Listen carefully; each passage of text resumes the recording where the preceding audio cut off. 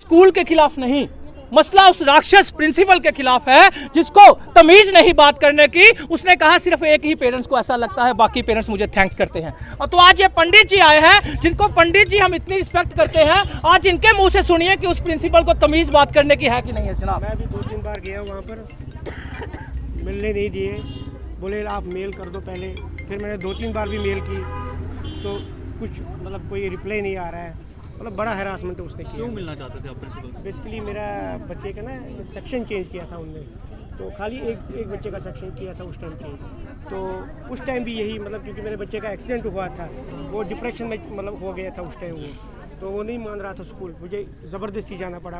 तो मैंने उसको बोला मैडम इसको थोड़ा अभी मतलब क्लास पे वापस जाने दो, तो जब तक इसको थोड़ा बहुत ठीक हो जाता है। उसने उस टाइम नहीं माना। तो बात ये बैकग्राउंड आपसे सुनिए, बताइए। मेरे बच्चे से भी बैकग्राउंड पूछा गया और ये भी बोला गया कि खड़े करके क्लासरूम में कि अच्छा तुम्हारी मदर एस्ट्रोलॉजर है, क्या समझती है अपने आप को, कोई एटिकेट्स नहीं सिखाए हैं, बात करने की तमीज़ नहीं सिखाई है। मेरा बच्चा कुछ भी जवाब नहीं दे रहा, सिर नीचे करके रो रहा है और उसके लिए मैटर लिखा गया बिहेवियरल इश्यूज़। अब हम पूछ रहे हैं, आप बताओ तो सही बिहेवियरल इश्यूज़ कौन से हैं, कोई एक प्रूफ लेके आओ, कोई टीचर खड़ी करो, कोई पुरानी टीचर कोई जो बताए कि उसके बिहेवियरल इश्यूज़ हैं। तो उसके लिए वो कह रहे हैं कि मतलब वो बच्चे का मिसबिहेवियर है और कोई उनके पास जवाब नहीं है। इवन ये बोल रही है ना हम 6-6 साल 8-8 9-9 साल पुरानी है, तो जैसे मैम ने अपनी कैंसर रिपोर्ट दिखाई है ना, तो मैं तो ज़रूर कहूँगी कि ये लोग भी अपना वो एक्सपीरियंस दिखाएं केसी में, अगर ये इतने सालों से यहाँ पर हैं तो। कोविड के टाइम पर आई हुई टीचर्स हैं 2-1 को छोड़ के। ये हम टीचर और प्रिंसिपल की बहुत रिस्पेक्ट करते हैं। जिस टीचर को ये नहीं पता कि अनलिमिटेड का मीनिंग क्या होता है, तो बताइए वो टीचर हुई? मैं पूछना चाहता हूँ क्या उसकी वो टीचर हुई? जिस टीचर को ये नहीं पता अनलिमिटेड का मीनिंग क्या होता है, तो किसी भी एयरटेल की ऐड पे पढ़ ले, वहां पे भी लिखा होता है कि अनलिमिटेड इंटरनेट, अनलिमिटेड डाटा। तो ये बताइए कि जब उस टीचर को ये नहीं पता, तो मैं उसको टीचर नहीं समझता। जो टीचर ये कहती है हमें नहीं लगता वो कैंसर की पेशेंट है, तो मैं उस टीचर को इंसान नहीं समझता, वो टीचर नहीं है। ये उस माँ के सबूत कि वो कैंसर पेशेंट है भी है कि नहीं।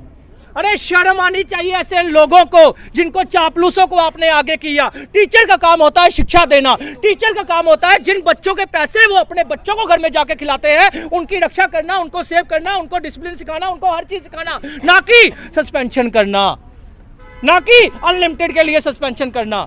अगर कोई बात थी, अगर सक्षम ने जब 1 साल से पढ़ रहा है, वहां उनके 4-5 बच्चे और भी रिश्तेदारों के पढ़ रहे हैं, इनके बच्चे पढ़े, इनके बच्चे की क्या गलती थी? पंडित जी का बच्चा पढ़ा, पंडित जी के साथ हैरासमेंट।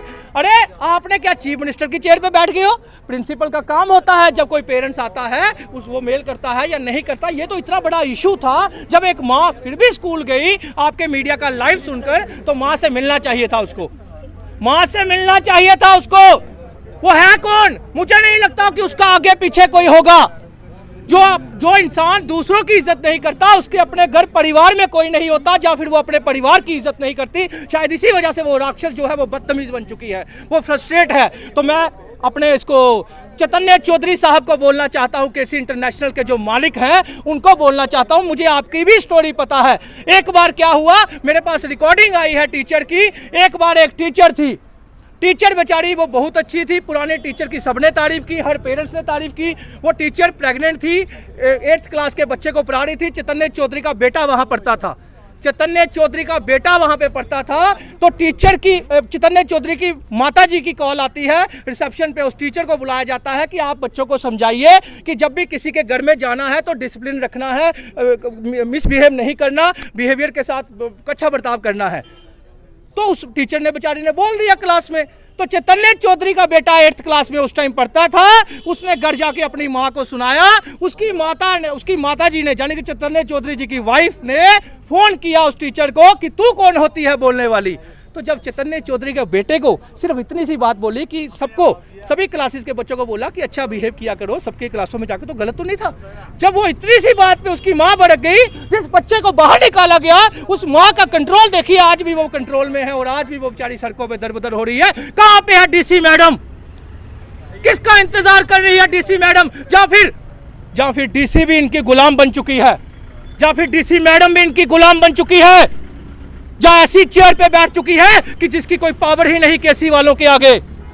अगर आप लोग कठपुतली बनना चाहते हो तो चेयर छोड़ दीजिए, आपके बस की बात नहीं। जब एक पुलिस डिपार्टमेंट में एक किसी पुलिस वाले की वीडियो बनती है तो हमारे डीजीपी साहब, आईजीपी साहब उसी टाइम एक्शन लेते हैं। तो ये जब एजुकेशन डिपार्टमेंट का इतना बड़ा इशू हुआ है, जो स्कूल किसी को सस्पेंशन दे ही नहीं सकता, किसी के कोई औकात ही नहीं है, किसी का कोई सुप्रीम कोर्ट का रूल ही नहीं है, कोई हाई कोर्ट का रूल नहीं, कोई डायरेक्टर का रूल नहीं, तो ये मुंबई की आई हुई राक्षस कहां से रूल लेके आई?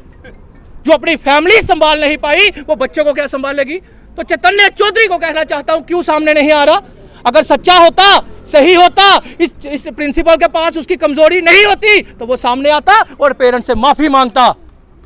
तो हम इतना ही कहना चाहते हैं, जब तक ये चैतन्य चौधरी और उसकी जो प्रिंसिपल है, जो राक्षस, जब तक वो सामने नहीं आती, इस पेरेंट्स से माफी नहीं मांगती, तो मत सोचना कोई सिफारिशें हम सुन लेंगे और आपकी वजह से हम डर जाएंगे।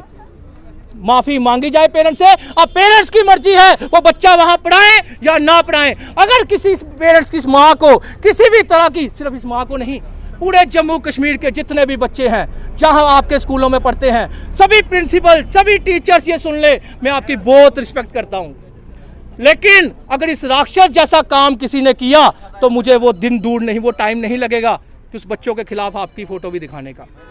धन्यवाद।